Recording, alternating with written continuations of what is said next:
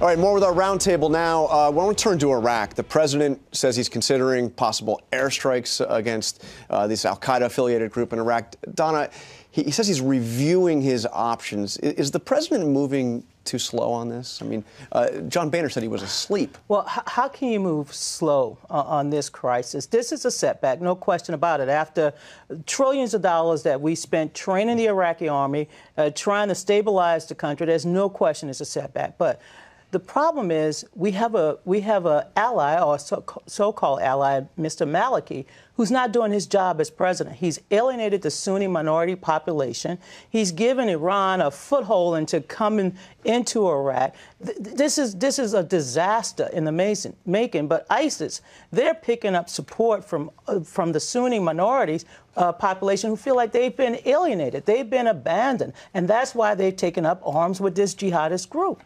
It is a disaster. Donna's right. And it's a disaster, unfortunately, made possible, or certainly made more likely, by our ridiculous and total withdrawal from Iraq in 2011. President Obama said 2 days before Election Day in 2012, al-Qaeda's on the path to defeat. The war in Iraq is over. That was enough to get him reelected. But how does it look today? Al-Qaeda's on the path to defeat. The war in Iraq is over. Neither is true, and it's a disaster for our country. Look, we shouldn't have been there in the first place. I voted against the incursion in Iraq. We said then, they said, and Bill knows this, we were going to be welcomed as liberators. We weren't. They said that it was going to be paid for. It wasn't paid for.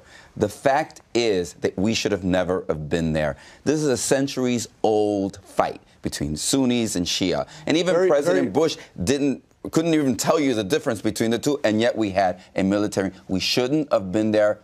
We shouldn't have sent our American men and women there. Yes or no question. Does the president have the authorization should he decide to go forward? I believe that the vote in 2002, which I voted against, but I will respect my minority. I believe that is still standing. But I got to tell you something. What is it? But the real question, John, is you think it'd be a mistake to do it?